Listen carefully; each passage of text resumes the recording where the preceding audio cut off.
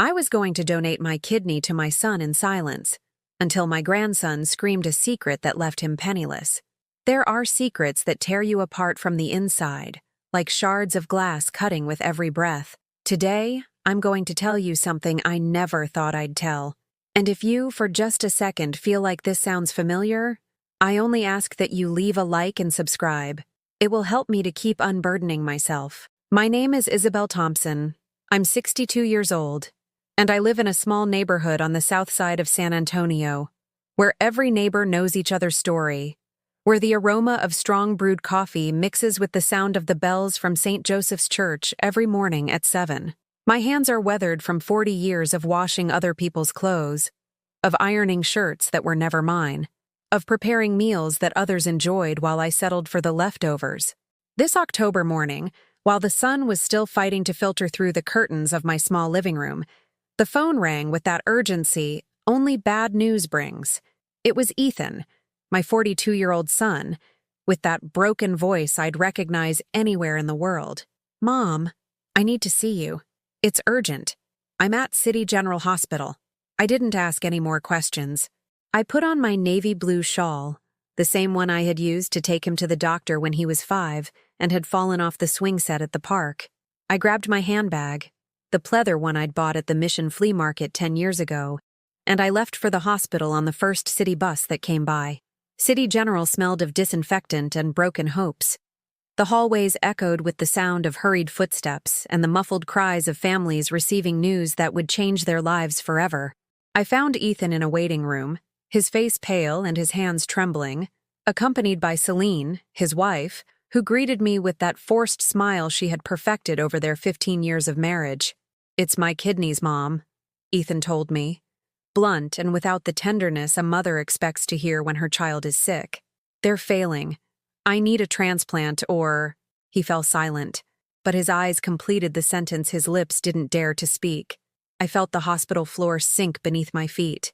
My Ethan, the boy I had carried in my arms through feverish nights, the same one I had fed with bread soaked in warm milk when there was no money for anything more, now needed something I didn't know if I could give.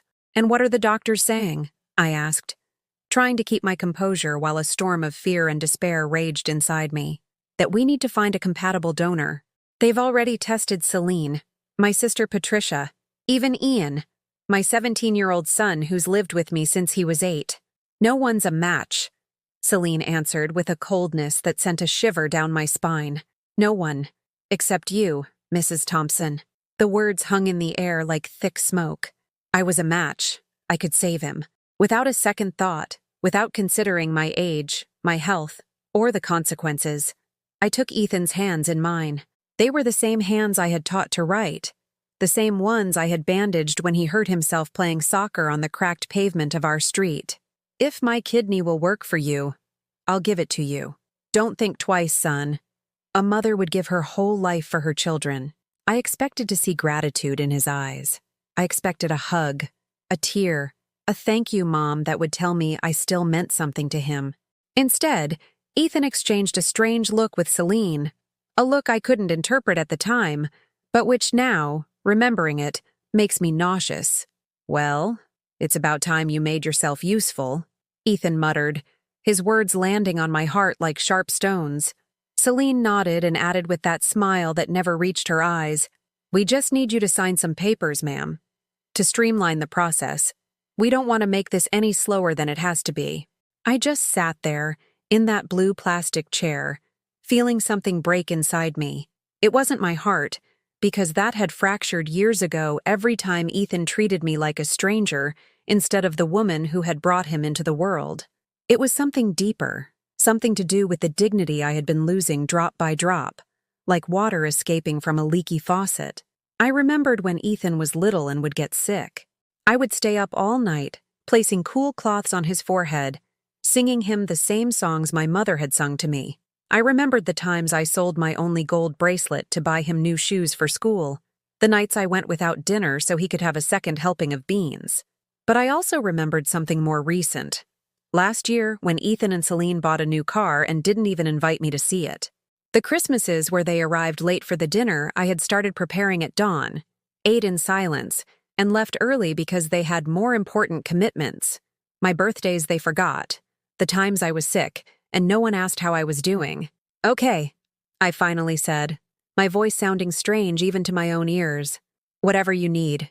That night, as I walked back home through the familiar streets of my neighborhood, I passed by Carol's stand, where she sells roasted corn on the corner like always.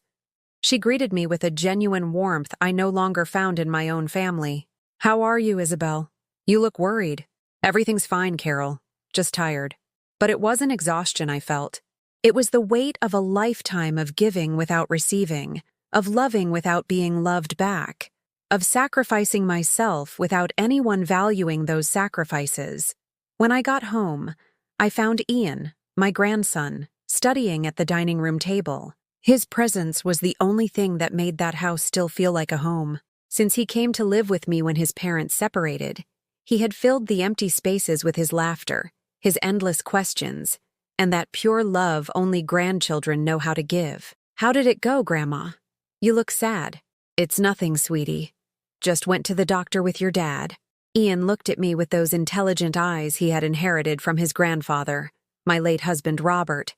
He knew something was wrong, but he didn't press. He came over, gave me a kiss on the cheek, and went back to his studies. That night, as I was making sweet tea in the kitchen, I accidentally overheard Ethan talking on the phone from the small patio. His voice carried clearly through the open window. "It's all set. The old woman will sign tomorrow.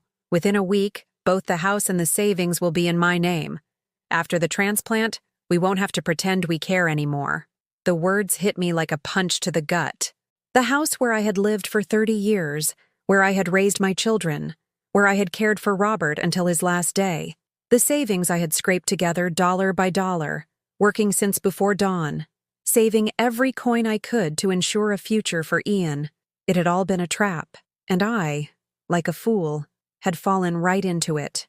3 days later, Ethan arrived at my house with a blue folder under his arm and that smile I now recognize as the smile of a predator that has found its perfect prey. It was Wednesday afternoon, and I had just finished hanging laundry in the backyard, where the bougainvillea I planted when Ian was little now covers the entire brick wall like a purple curtain. "Mom, I need you to sign these hospital papers," he said, settling into the wooden dining chair, the one Robert had made with his own hands when we were newly married. "They're to speed up the transplant process. You know how bureaucratic the healthcare system can be." I trusted him, because despite the pain his words had caused me, despite the coldness with which he treated me, he was still my son, the baby I had carried in my womb for 9 months, the boy who had cried in my arms during stormy nights, the young man whose high school education I had paid for by selling tamales in the early morning. "Blood is blood," I repeated to myself like a mantra every time he treated me poorly. I took the pen he offered me, an elegant black pen I had never seen before, and began to sign where he pointed. Page after page, my name appeared on documents I didn't fully understand, written in that legalese that seems designed to confuse people like me, who barely finished middle school because I had to start working at 14. "What's this document for?" I asked, pointing to a sheet that mentioned something about transferring property. "It's a hospital requirement, Mom. Since you'll be in surgery, and then in recovery, they need someone trustworthy to handle your affairs in case of an emergency. It's routine." His words sounded logical. After all, I knew nothing about hospital procedures. I had only been admitted once in my life, when Ethan was born, and things were different back then. I signed. After I did, I saw something in Ethan's eyes that unsettled me. It wasn't relief at having the papers ready. It wasn't gratitude for my sacrifice. It was a kind of cold satisfaction, like that of a businessman who has just closed a very profitable deal. He stood up from the chair, put the documents in the blue folder, and gave me a dry kiss on the cheek. "Perfect. Now we just wait for the surgery date." I couldn't sleep that night. I lay awake listening to the familiar sounds of my house, the ticking of the wall clock that had belonged to my mother, the distant murmur of the neighbor's television, the occasional bark of Buddy, the stray dog the whole block fed without ever agreeing on it. Something didn't add up, but I couldn't put my finger on it. It was like having a pebble in your shoe. You can't walk comfortably, but you can't find it to take it out. The following days passed in a strange routine. Ethan visited more frequently than he had in years, but his visits had a specific purpose: to check on my health, make sure I was following the diet the hospital had recommended for donors, verify that I was taking the prescribed vitamins. "Have you spoken to the bank about your accounts yet?" he asked one day while I was making sweet tea in the kitchen. "The bank? What for?" "In case you need to make any transactions while you're in recovery. It would be good to give me temporary access. For any emergency." Again, that apparent logic that disguised something I couldn't identify. I gave him the information he asked for because, after all, what could I fear from my own son? It was 2 weeks of medical preparations, blood tests, compatibility studies, cardiac checkups. My 62-year-old body turned out to be surprisingly strong for the surgery. Something Dr. Ramirez attributed to the years of physical labor that had kept my muscles active. During those 2 weeks, I noticed subtle changes in Celine's behavior. When she came with Ethan, she no longer treated me with that usual cold courtesy.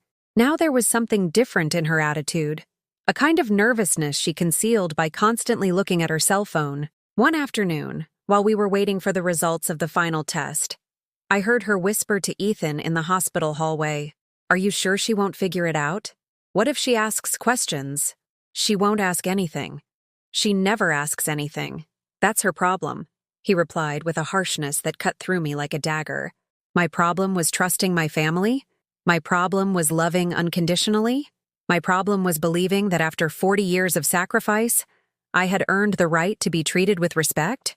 That night, for the first time in a long time, I sat in front of my vanity mirror and really looked at myself. I saw the wrinkles that had deepened in recent months, the gray hairs I no longer bothered to dye, the rough hands that told the story of a lifetime of work.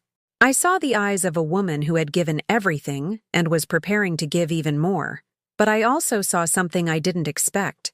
I saw a woman who still had the strength to fight, even if she didn't know exactly what she was fighting against.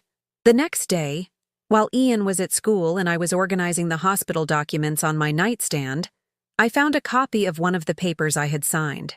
It wasn't the copy Ethan had given me for my records. It was a different, more complete copy, with paragraphs I didn't remember seeing before. Total and irrevocable transfer of the property located at 142 Jacaranda Street, San Antonio. Complete assignment of rights over the savings account number. The sole beneficiary of all assets shall be Ethan Thompson. The words blurred before my eyes as if I were reading through water. My heart started pounding so hard I thought I was going to faint right there, in my own bedroom, surrounded by the furniture I had bought with so much effort over the years.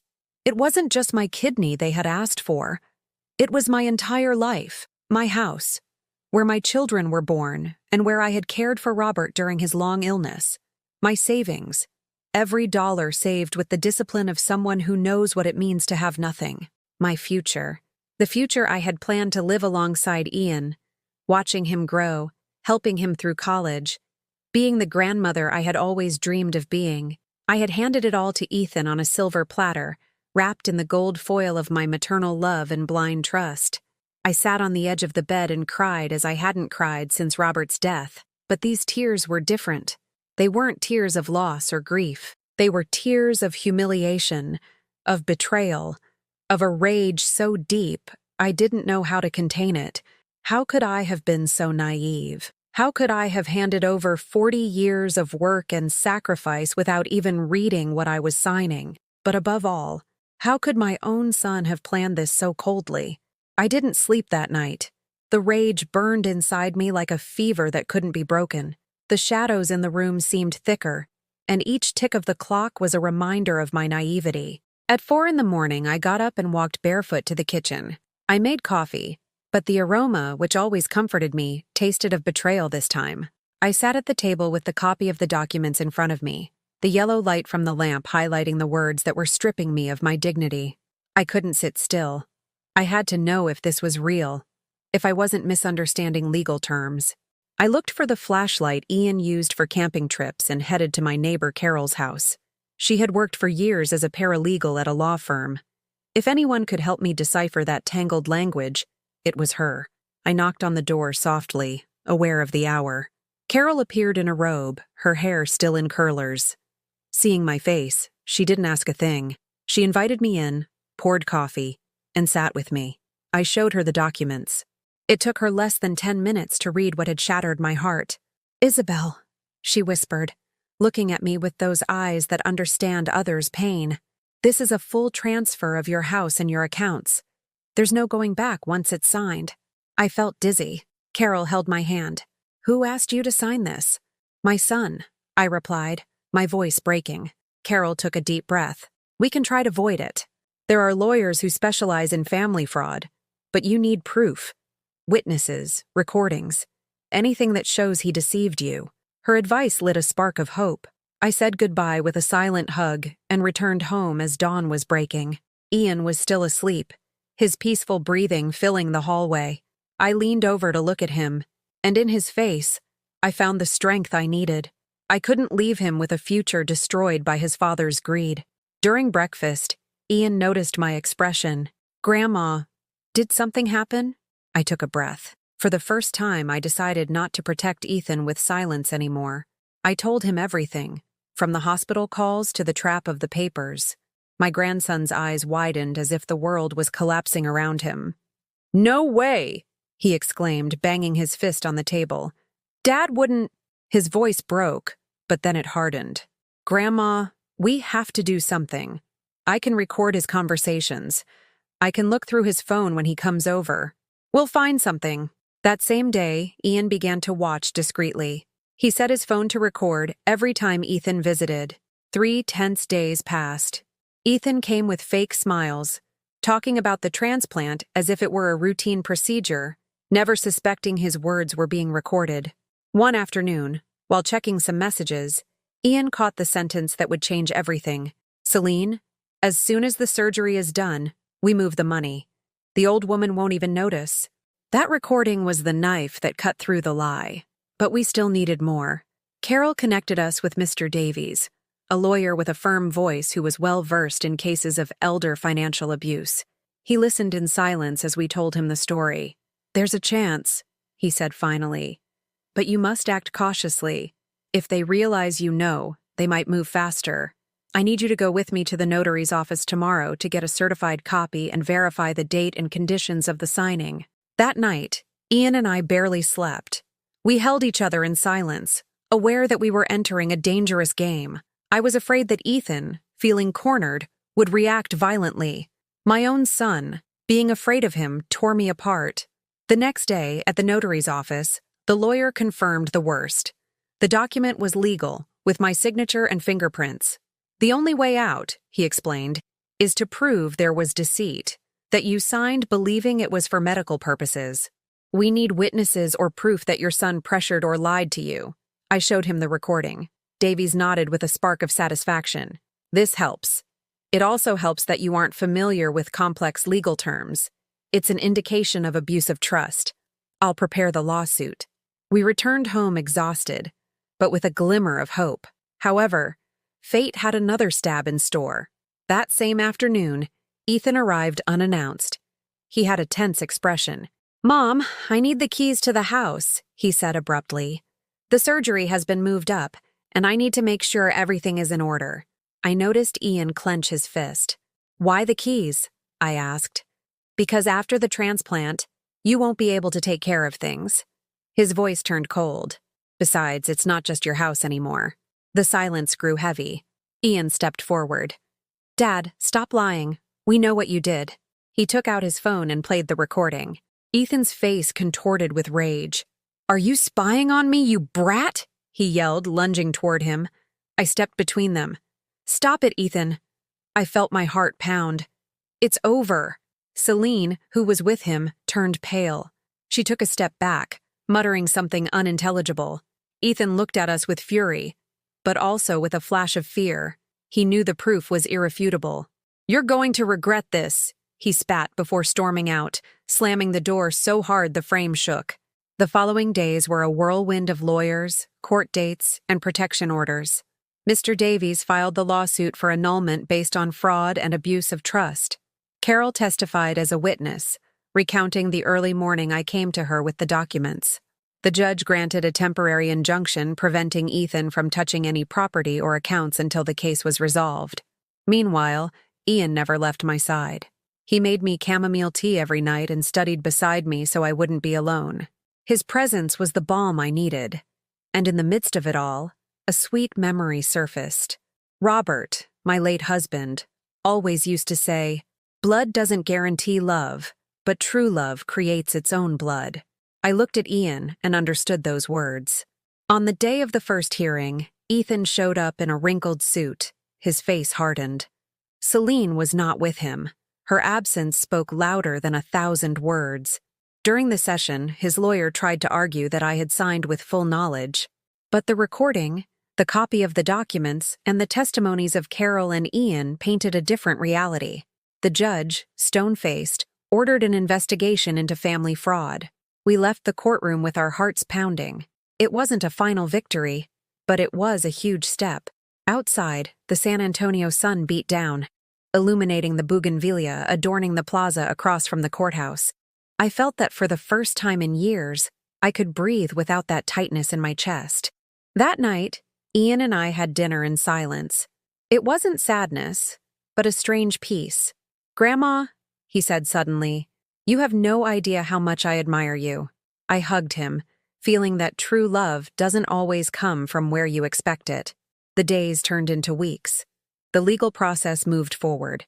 Celine, to everyone's surprise, came forward to testify voluntarily. She revealed that Ethan had planned everything, even opening offshore accounts to hide the money.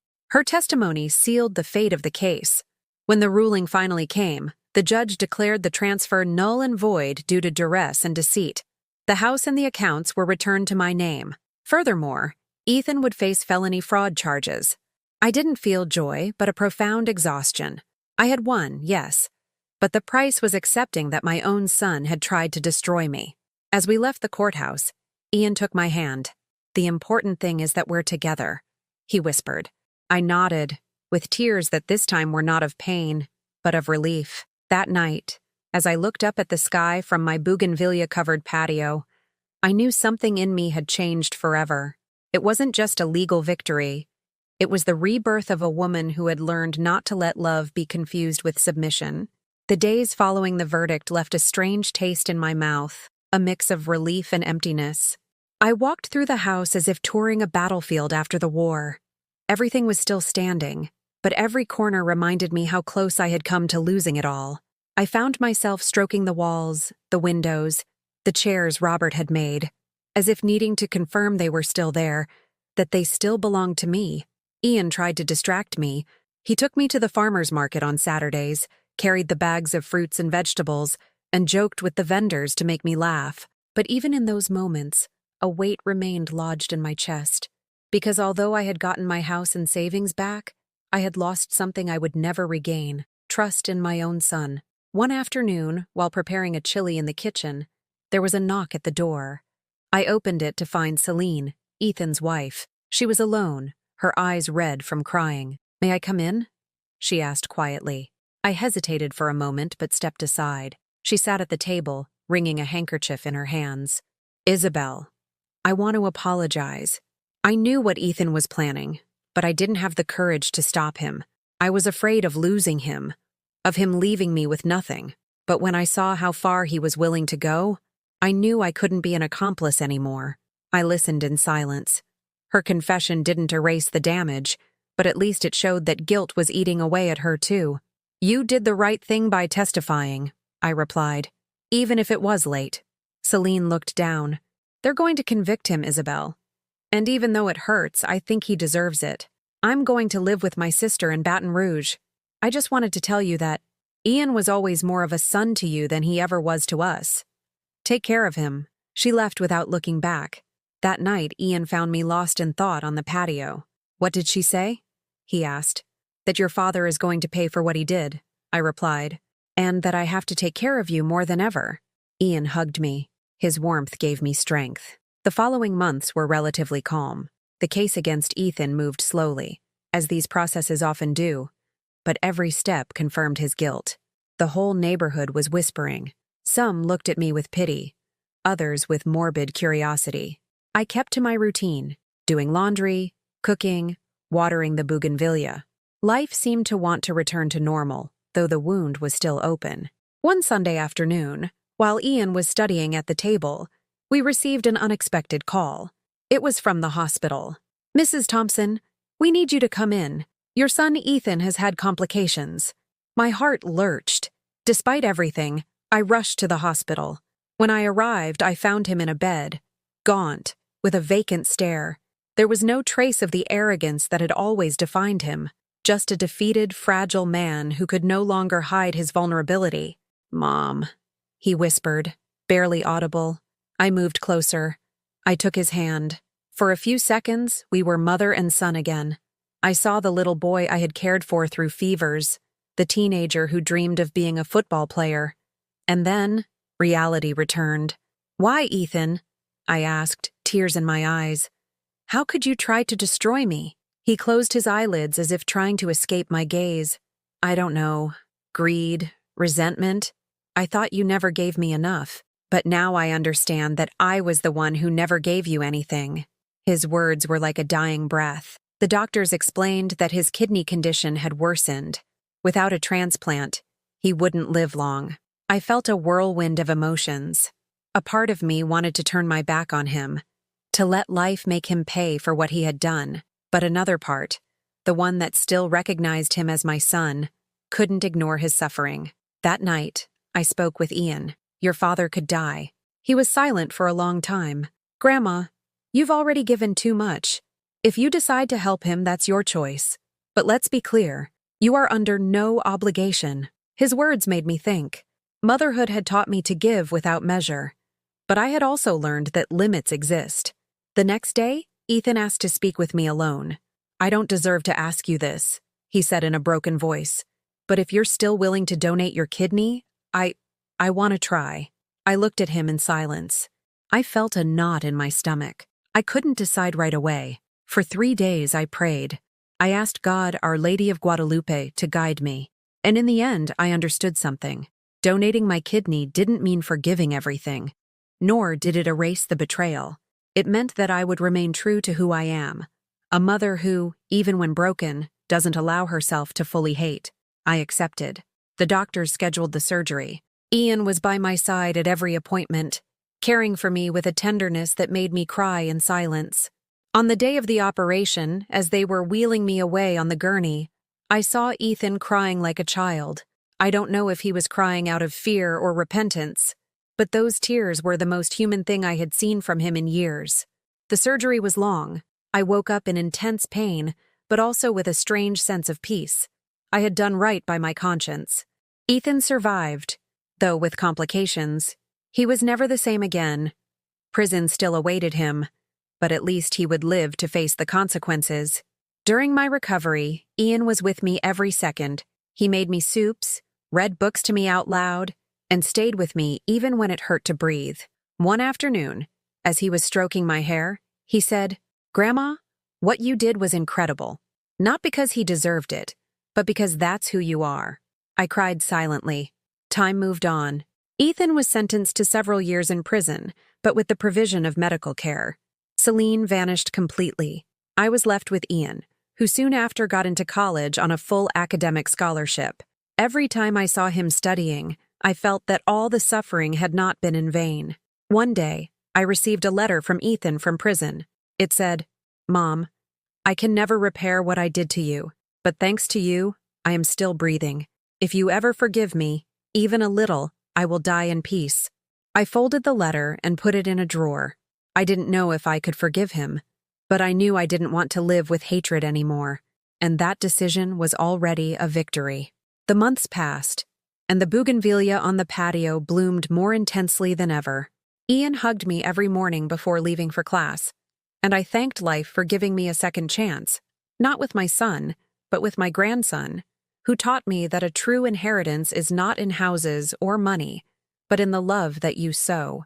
The months following the surgery became a slow process of rebuilding. My body was healing, but my soul was full of invisible scars. The mornings in San Antonio seemed brighter, perhaps because I had survived a storm that had nearly torn my life apart. Every dawn, As the sun bathed the bougainvillea on the patio, I felt a quiet gratitude. I was alive. My house was still mine. And Ian, my grandson, continued to be the beacon that guided me. Ian started college with a scholarship that filled him with pride. I watched him leave each day with his notebooks under his arm and the gleam of dreams in his eyes. He reminded me of his grandfather Robert when, as a young man, he would rise with enthusiasm to work at the carpentry shop. Sometimes, while making coffee, I would watch him walk down the street until he disappeared around the corner, and my heart would fill with a mixture of nostalgia and hope. Although life was trying to find a normal rhythm, the shadow of Ethan remained. From prison, he sent me letters in a trembling hand. In each one, he begged for forgiveness, described his days behind bars, and spoke of the long nights spent thinking about what he had done. At first, I left the letters unopened, afraid his words would reopen old wounds. But Ian convinced me to read them. "Maybe it will help, Grandma," he'd say with a maturity that sometimes surprised me. Not to justify him, but so you can let go of the resentment. One rainy afternoon, I decided to open the first one. Ethan described the cold cell, the other inmates, the silence of the early morning hours. "There is no greater punishment than knowing I failed you, the only person who ever truly loved me," he wrote. Reading those lines, I felt a lump in my throat. They weren't excuses. They were a late acknowledgement. I put the letter in a drawer, but a part of my heart began to soften. Meanwhile, Ian became the center of my world. He accompanied me to doctor's appointments, cooked with me, and made me laugh with stories from the university. One day, he came home with a surprise, an old film camera he had bought at an antique market. "So we can document our lives, Grandma," he said, smiling. "I want us to have memories of everything we've been through." From then on, our afternoons were filled with photographs. The bougainvillea, the stray dog Buddy, the clay pots, our faces together. It was as if we were creating an album of resilience, a testament that, despite the betrayal, life could still flourish. However, peace is never absolute. One night, as we were finishing dinner, the phone rang. It was a call from the prison hospital. The doctor's voice was grave. "Mrs. Thompson, your son has suffered a severe complication. It would be best if you came as soon as possible." A chill ran down my spine. I looked at Ian, who immediately stood up and grabbed the keys. The drive to the hospital was silent. The city lights passed like ghosts through the window. When we arrived, a guard led us to the ward where Ethan was being treated. His appearance shocked me. Pale, with shallow breathing. He looked more like an old man than the 40-something he was. When he opened his eyes and saw me, a single tear rolled down his cheek. "Mom," he whispered, "I don't know how much time I have left. I just wanted to say, thank you." I went closer and took his hand. It was cold, fragile. "Ethan, the words got stuck in my throat. I don't approve of what you did, but I don't hate you." He closed his eyes, as if those words were the only relief he needed. We spent hours in silence, with only the beeping of machines breaking the stillness. Ian stayed by my side, his presence solid and warm. When the doctor returned, he explained that Ethan's condition was critical, but stable. He might live a few more years if he followed the treatment. On the way home, Ian broke the silence. "Grandma, you did everything a mother could do. Now it's up to him to find peace." I nodded, watching the city lights. I understood that forgiveness isn't always a public act, but an intimate decision that frees the soul. In the following weeks, I continued to receive letters from Ethan. In each one, his remorse was deeper. He told me he had started helping other inmates learn to read and write, that he was participating in rehabilitation programs. "I want my life, even broken, to be of some use," he wrote in one of them. Those words, though late, ignited a small spark of maternal pride. Meanwhile, life at home with Ian became fuller. On Saturdays, we'd walk through Brackenridge Park, eat hand-churned ice cream, and he would tell me about his plans to study environmental engineering. His enthusiasm reminded me that the future was still open, that our story didn't end with betrayal. One day, Ian came home with news that filled me with emotion. "Grandma, the university is offering me a scholarship for a study abroad program in Spain. 6 months in Madrid." I hugged him tightly. my heart filled with joy and a little bit of fear. I knew I would miss him, but I also understood it was his time to fly. Go, my boy, I told him. Live, learn, do what I couldn't. You will always have a home here. The months before his trip were a whirlwind of preparations. We bought suitcases, checked documents, and planned video calls. The night before he left, we sat on the patio under the moonlit bougainvillea. Grandma, he said, everything I am is because of you. I'll never forget that.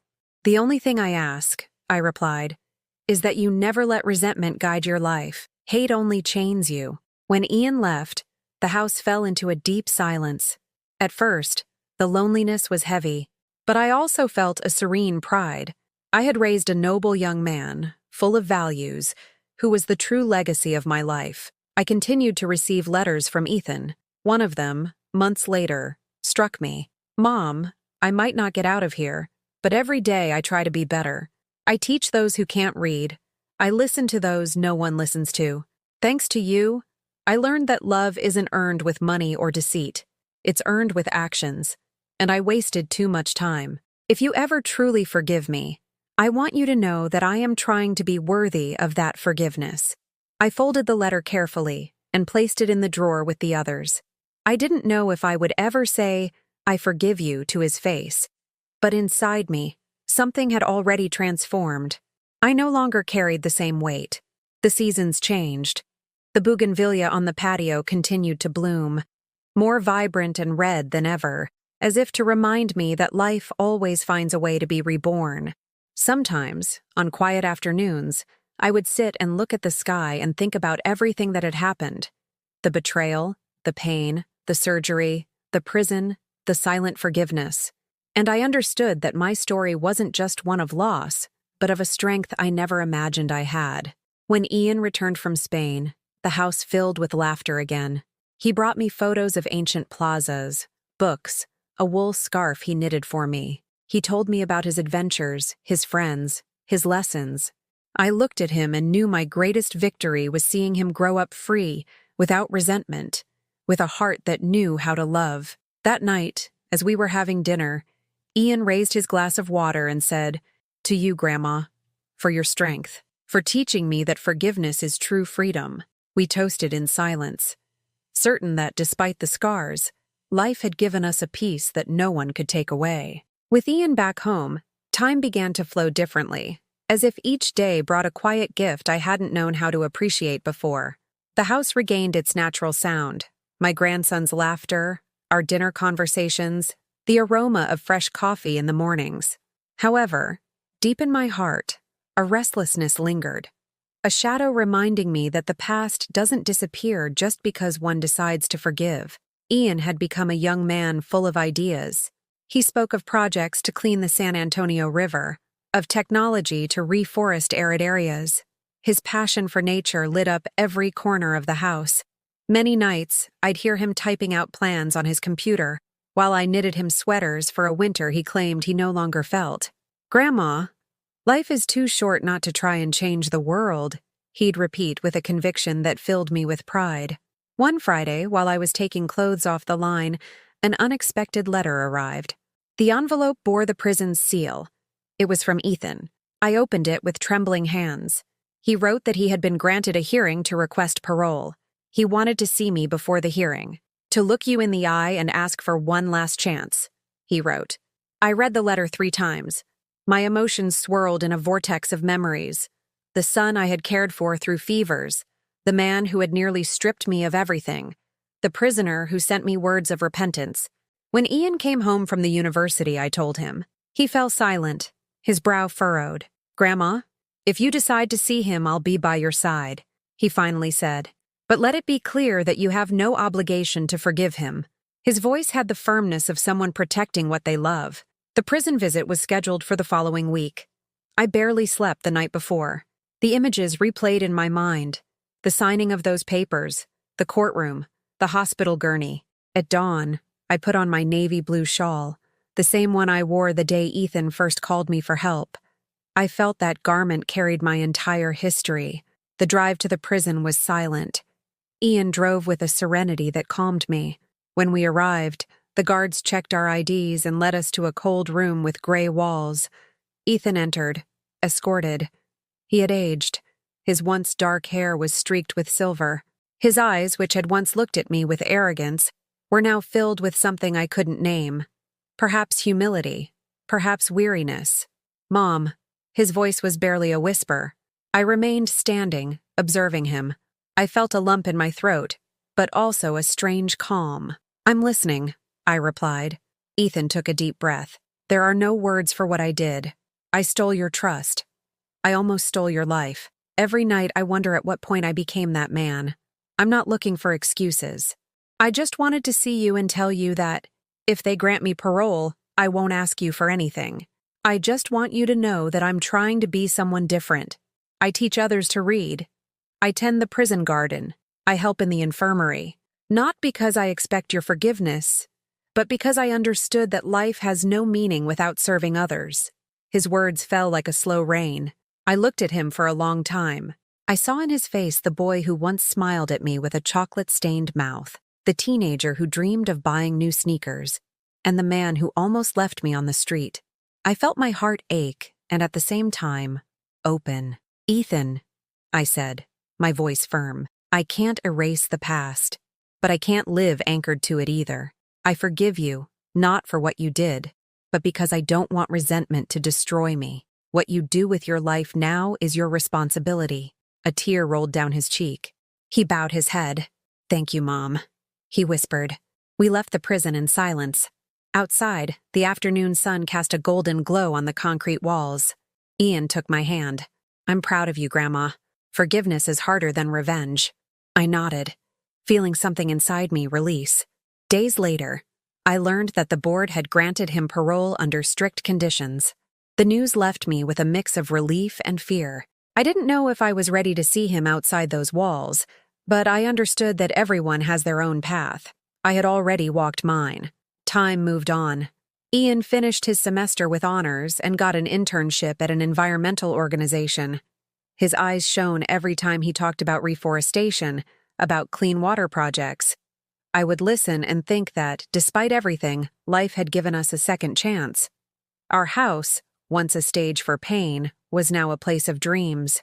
One Sunday morning, as I was making tamales to celebrate Ian's achievements, the doorbell rang. It was Ethan. He was alone, dressed in simple clothes, his shoulders slightly hunched. "May I come in?" he asked respectfully. I looked at him for a moment that seemed to stretch into eternity. Finally, I opened the door. We sat in the living room. The silence was thick. Ethan observed every corner, as if trying to commit it to memory. "I just came to thank you again," he said, "and to tell you I found a job at an auto repair shop. I want to show you that I can live differently. I don't expect anything else." I nodded. "The important thing is that you be a decent man, Ethan. That's all I wish for." We sat in silence for a while longer. There were no dramatic hugs or impossible promises. Just a quiet understanding that forgiveness doesn't mean forgetting, but choosing to move forward. When he left, Ian came out of his room. "Are you okay, Grandma?" "Yes," I replied, watching the door slowly close. "I'm at peace." Over time, Ethan's visits became sporadic. He always arrived respectfully, helped fix the garden fence, or asked about Ian. I didn't open up my life's accounts or old wounds to him. I only offered him a cup of coffee and a seat at the table. It was enough. The years began to mark their passage gently. The bougainvillea on the patio grew fuller, covering the wall in a deep violet. Each flower seemed to remind me that even after the harshest winter, life insists on being reborn. Ian grew up, graduated with honors, and began working on projects that took his name to international conferences. Every achievement of his was a confirmation that all the sacrifice, pain, and resilience had not been in vain.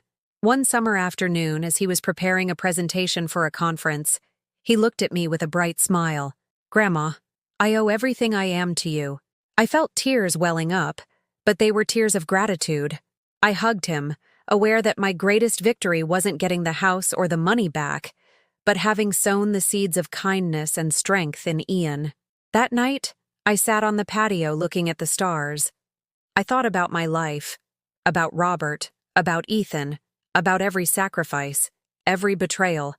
and I understood that my true inheritance wasn't property or savings, but the ability to forgive and to love without failing to protect myself. I closed my eyes and took a deep breath, feeling that finally I was completely at peace.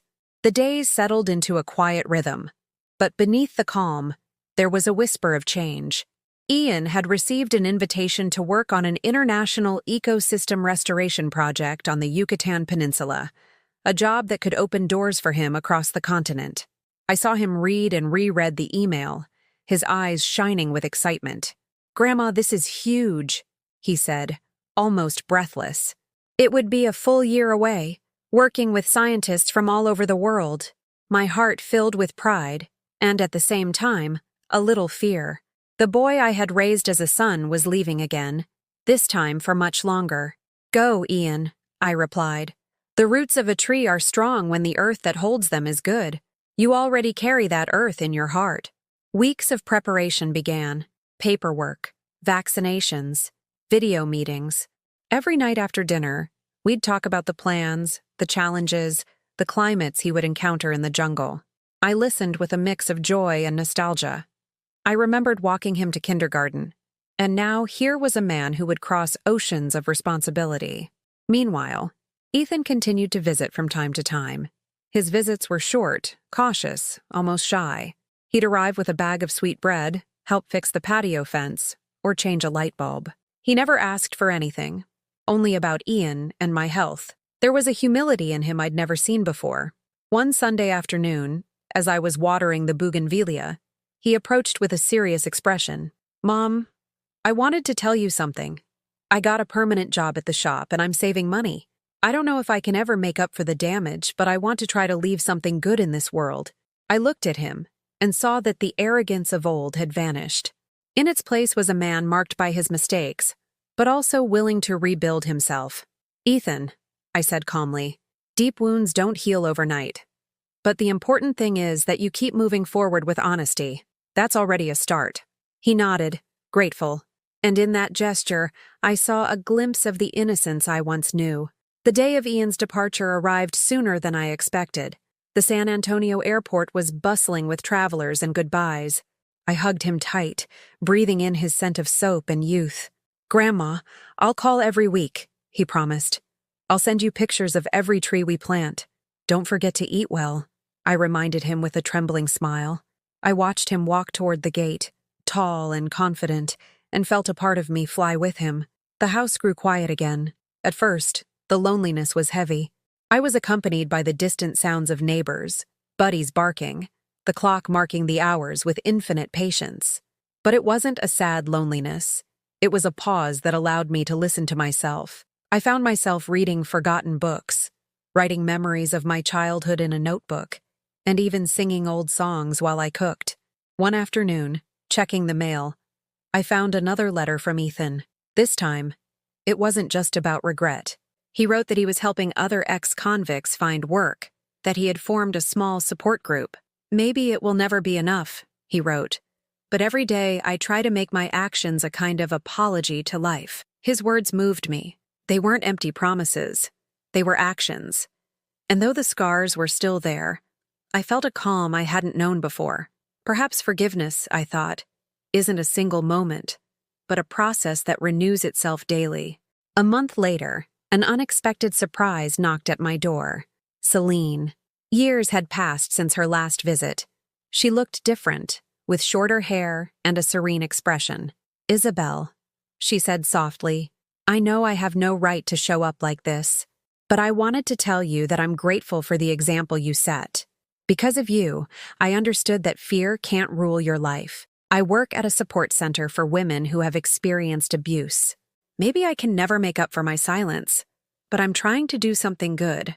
I listened silently. I felt the pieces of a painful story slowly finding their place. "Celine, we all have difficult paths. What matters is what we do afterward," I replied. We hugged, a brief but sincere gesture, and I understood that life sometimes offers unexpected redemptions. The months passed with a strange calm. Every call from Ian in the Yucatan brought new stories: endless jungles, warm rains, discoveries of endangered species. He sent me pictures of trees he planted with his colleagues. Each image was a reminder that the future, despite everything, can be green and full of hope. One winter night, as I wrapped myself in the scarf Ian had brought me from Spain, I had another visit from Ethan. He wore a shy smile and carried a wooden box. "I made it at the shop," he said. "For you." Inside was a small frame with a photo Ian had sent us. Him standing next to a giant ceiba tree, his hands full of dirt, the sun setting behind him. "I want you to know," Ethan added, "that even though I don't deserve your trust, I'm trying to be a father to Ian from a distance. He writes to me sometimes. He tells me about his projects. He gives me hope." His words surprised me. I didn't know they were in contact. But in that moment, I understood that the story wasn't just mine. It was also theirs, father and son, trying to build a bridge over ruins. The seasons continued their cycle. The bougainvillea bloomed in an ever-deepening shade of violet, as if celebrating every small step our family took toward reconciliation. I carried on with my daily tasks, washing, cooking, tending to the garden. But inside, I felt that something profound had transformed. Resentment had made way for a serenity I never thought possible. When Ian returned from the Yucatan Peninsula a year later, his face held the glow of someone who has seen the world and loved it. He brought new ideas, new dreams. He hugged me tightly, and in that embrace, I understood that my true legacy was safe. A noble young man, a man capable of loving and forgiving, of caring for the earth and its people. That night, as we had dinner together, Ian raised his glass. "To our family," he said, "for what we've been through and for what's to come." Ethan, who had quietly joined us for dinner, nodded in silence. And I, with a full heart, knew that time, patience, and love had woven a peace that no past pain could ever break. Ian's return filled the house with an energy I hadn't felt in years. His steady footsteps, the stories of the jungle, the enthusiasm with which he described each environmental project made the walls seem to expand, as if joy were making space in every corner. I would listen to him talk about new expeditions, about scientists who wanted to collaborate with him, and I felt my own heart swell with pride for the young man who was once a boy needing comfort in my arms. Ethan continued to visit discreetly. He had changed his routine. He worked half-days at the auto shop and dedicated his afternoons to a social re-entry program.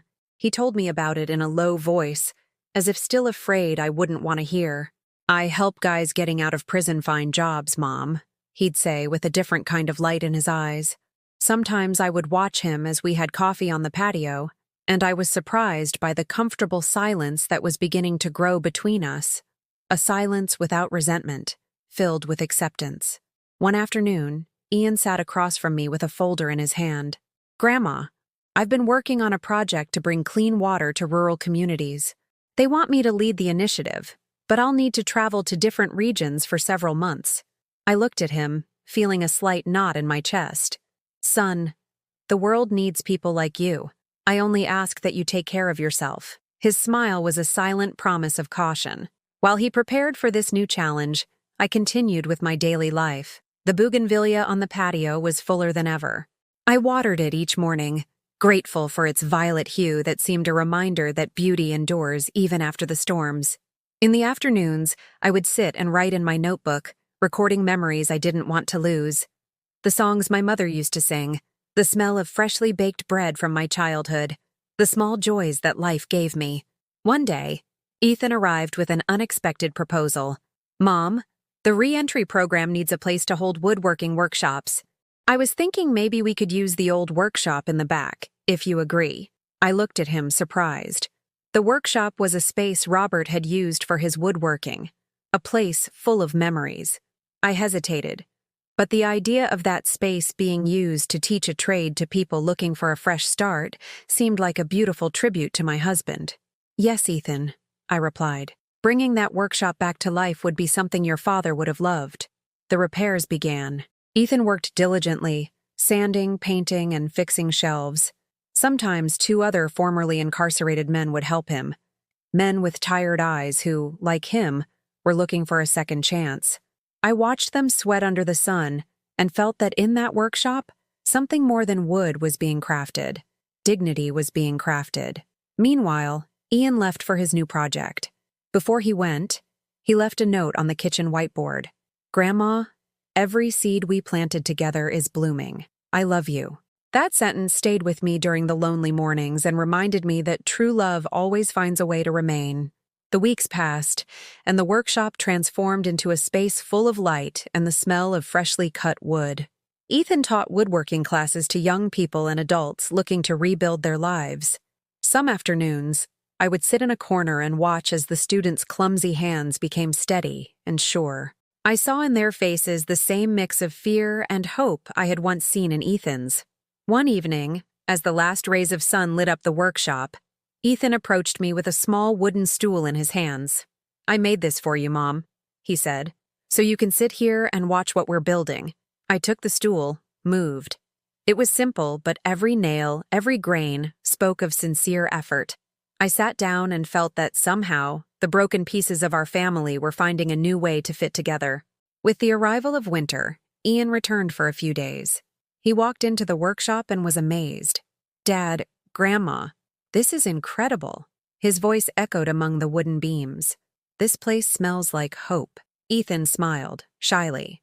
There were no speeches, just a brief hug between father and son that was worth more than 1,000 words. I watched them with my heart pounding, knowing that gesture was a seed of reconciliation that had taken years to sprout. The nights of that season were filled with long talks. Ian recounted his experiences in the communities, Ethan spoke of his students, and I shared anecdotes from my youth. It was as if life were giving us extra time to learn from one another. There was laughter, comfortable silences, and above all, a peace I never thought possible. One Sunday, as we had pastries and hot cocoa for breakfast, Ethan said something that moved me deeply. "Mom, thank you for not giving up on me. If you had closed the door on me, I wouldn't be the man I am today." I didn't know what to say. I just took his hand, and that gesture was enough. Ian soon had to leave again, but he left at peace, making it clear that he now saw his father in a new light. "I don't forget the past, but I see how he's changed," he told me before he left. His words were a reflection of what I felt myself. The past isn't erased, but the present can be redrawn.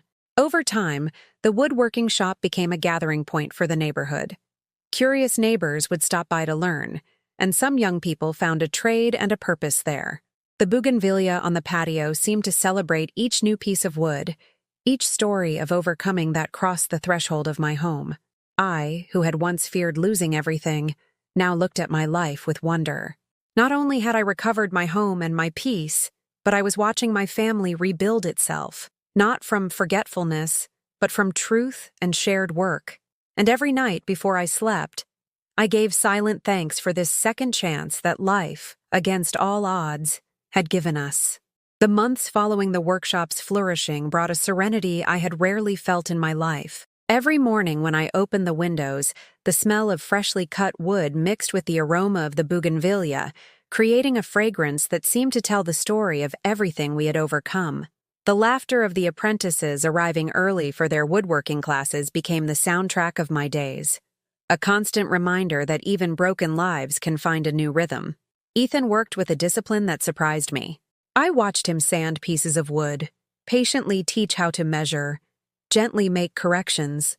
There was a calmness in his movements I had never known in him, as if each polished board was also a part of his soul he was trying to redeem. Some neighbors, initially wary because of his past, began to bring him commissions. A table, a picture frame, a door.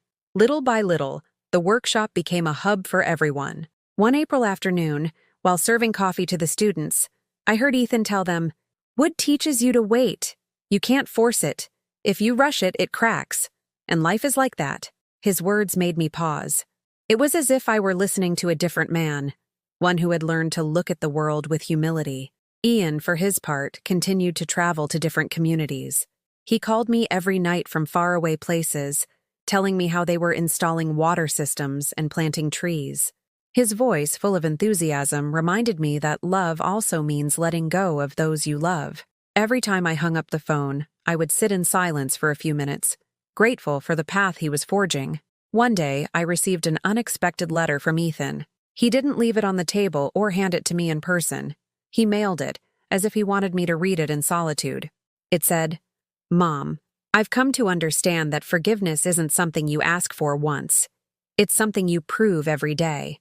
If I'm ever gone, I want you to know that every nail, every piece of furniture we made here was my way of telling you that your love saved me." Tears blurred my vision. I put the letter away with the others, feeling that each word was a bridge built over the past. With the arrival of summer, the workshop needed to expand. Ethan proposed opening a small shop out front to sell the students' work. He asked for my permission with a respect that moved me. "Mom, if you agree, we could use part of the profits for scholarships for kids in the neighborhood," he said, avoiding my gaze. "Do it," I replied. "Let this house continue to be a place of opportunity." On weekends, neighbors and strangers would come to buy furniture. The smell of varnish mixed with that of the bougainvillea, and the whole house seemed to breathe hope. I saw how some of the boys who used to wander aimlessly now had a way to support their families through woodworking. Sometimes they would stay after class to help clean up, laughing and telling stories. I would make them sweet tea, and in their eyes, I saw the reflection of a different future. Ethan never spoke much about his time in prison, but every now and then, when the workshop was empty, he would share fragments of his past. "In there I learned that nobody saves themselves alone," he told me one night as we put away tools. "It took me years to understand that." "We all need someone, son," I replied, "and there's always a chance to start over." We stood in silence, the kind of silence that doesn't feel awkward, but comforting. On one of his calls, Ian told me he had been invited to an international conference in Chile to present his water project. "Grandma, they're asking me to give a talk on resilience," he said excitedly. "And everything I have to say, I learned here, with you."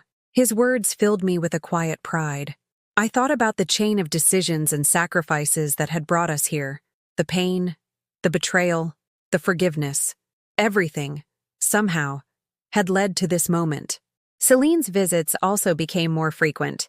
She would arrive with unassuming bags of bread and sit in the workshop to watch Ethan work.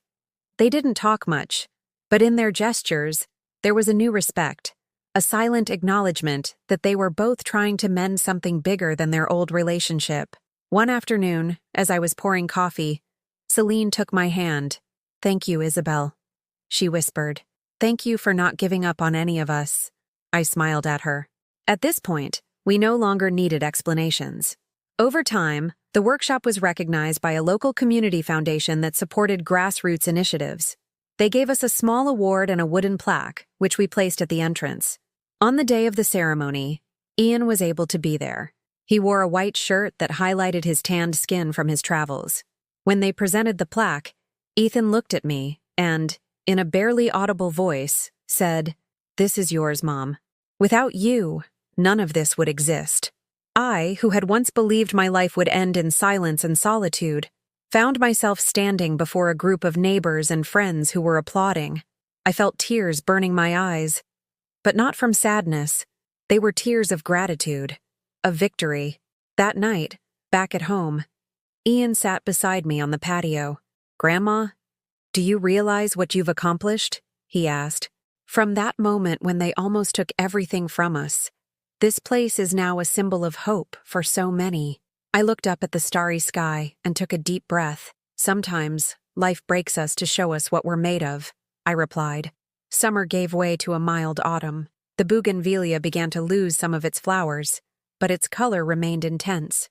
Every petal that fell reminded me that beauty doesn't depend on perfection, but on the ability to be reborn again and again.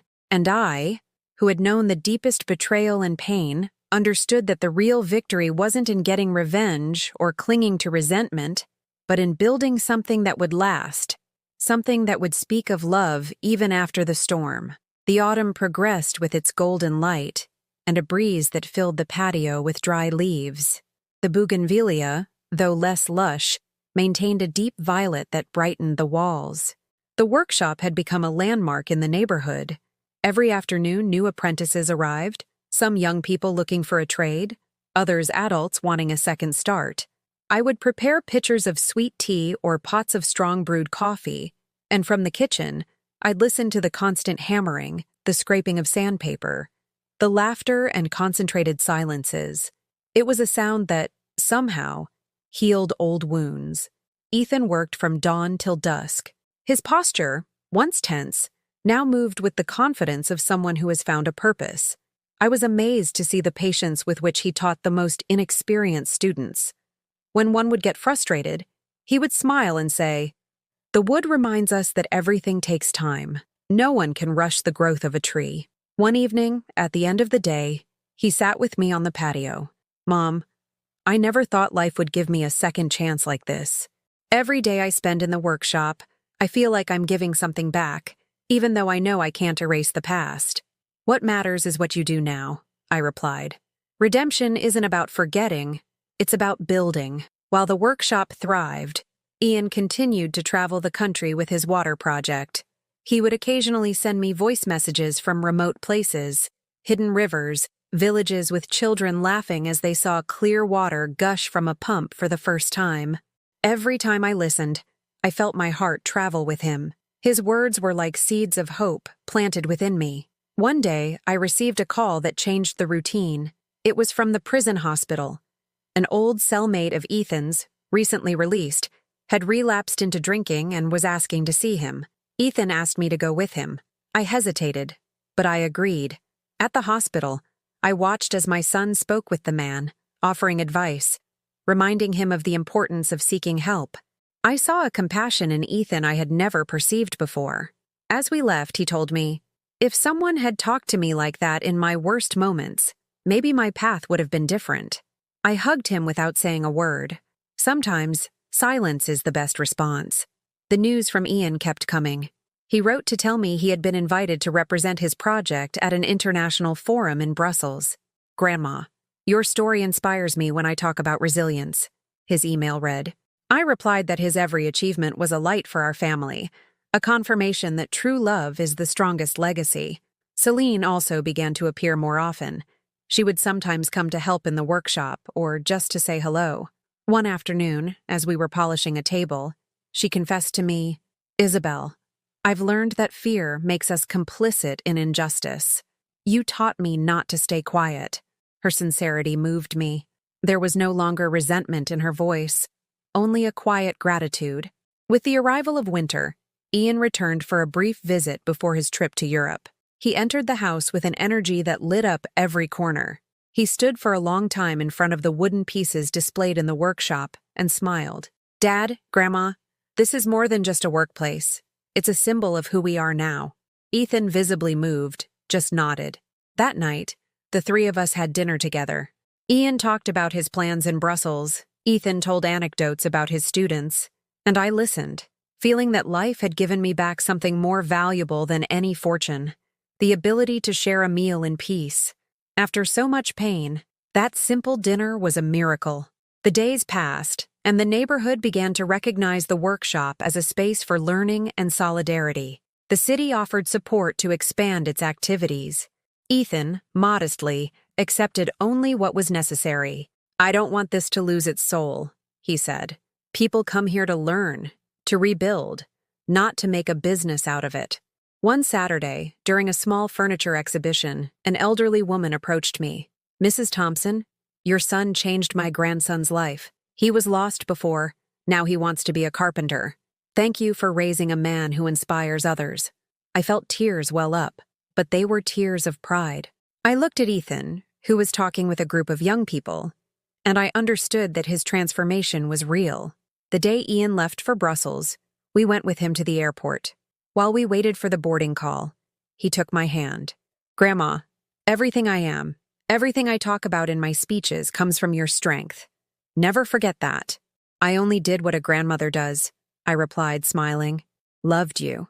We held each other for a long time, as if we wanted to store that moment in our memory forever.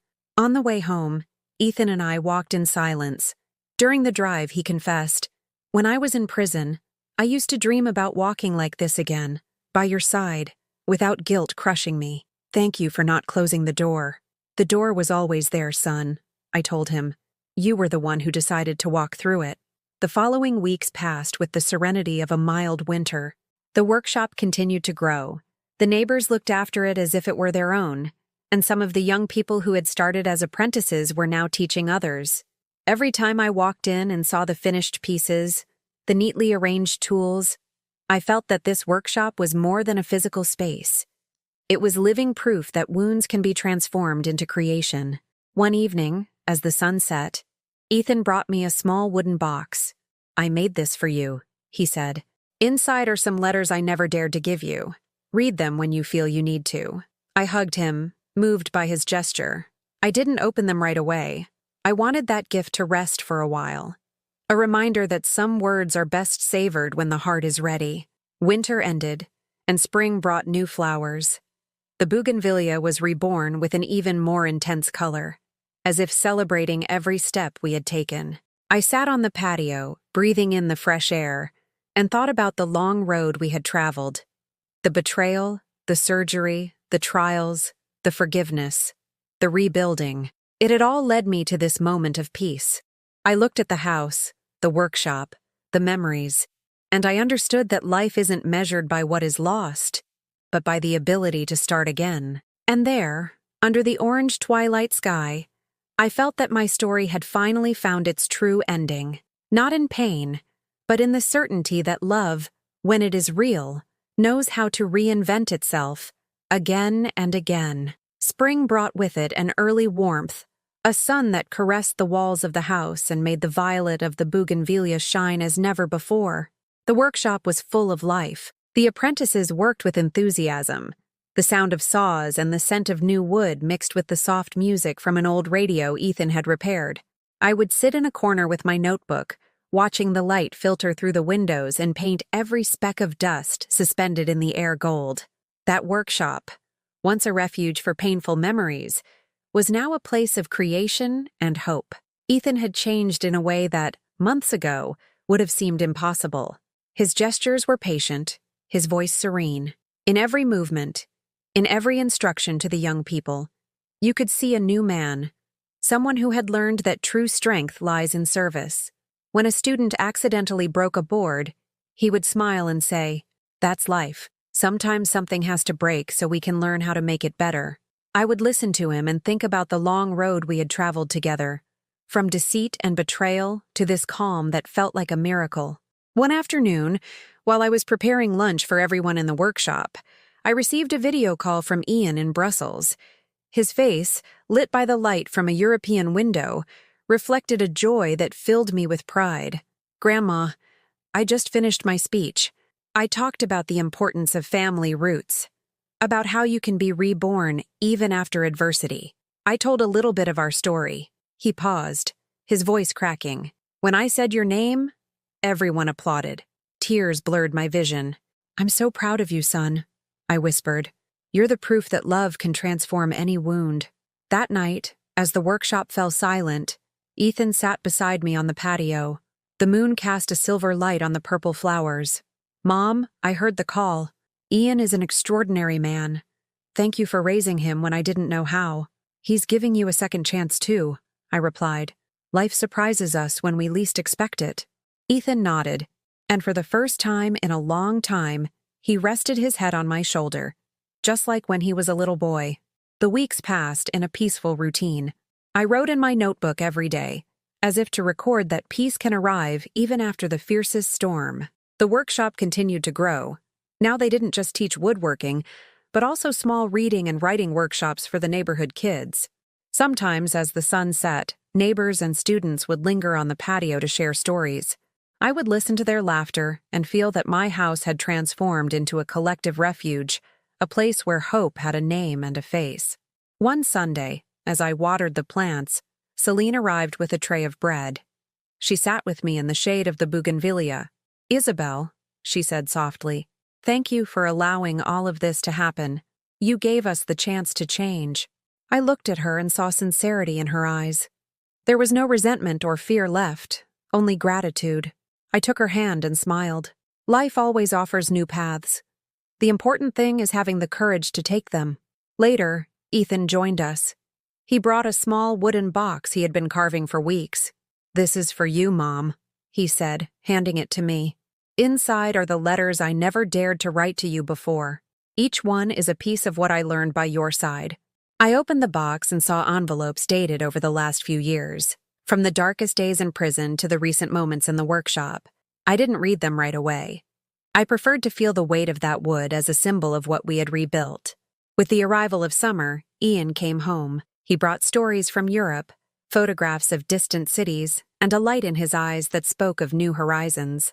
The first night, the three of us had dinner together. Ian spoke of his desire to create a foundation to bring clean water to Mexico's most forgotten communities. "I want the woodworking shop to be part of the project," he said. "We can teach young people a trade and, at the same time, get them involved in protecting the environment." Ethan listened attentively and nodded, with a proud smile that moved me. That same week, they began to plan the details. Ian drew up schematics, Ethan offered practical ideas, and I made coffee to accompany the long conversations. It was like watching a tree grow whose roots we had unknowingly planted years ago, when all seemed lost. One evening, as the sun was setting, Ian approached me on the patio. "Grandma, this place is more than a house. It's proof that family isn't defined by what you inherit, but by what you build together." I hugged him, feeling that his words were the perfect closing for our story. That night, the workshop fell silent. I was alone under the bougainvillea, looking at the starry sky. I thought about everything: the call that changed my life, the betrayal, the transplant, the trial, the forgiveness, the transformation. I understood that true wealth wasn't in the walls of my house or the money they almost took from me, but in the ability to forgive, to start over, and to see those I love flourish. I took a deep breath, letting the scent of wood and flowers fill my lungs. For the first time in a long time, I felt there were no open wounds left, only gratitude. And in that nocturnal silence, I knew that although my path had been painful, every step had been worth it. Life lesson: the true inheritance we leave behind isn't houses, bank accounts, or valuable objects. It's the strength to love even when we've been hurt, to forgive without forgetting, and to prove every day that dignity and kindness can be reborn even on the most barren ground. Have you ever experienced, or do you know someone who has experienced, a betrayal so deep and yet found the strength to forgive? Tell us in the comments and share your experience. If this story moved you, leave a like and subscribe to the channel so this message can reach those who need to hear it.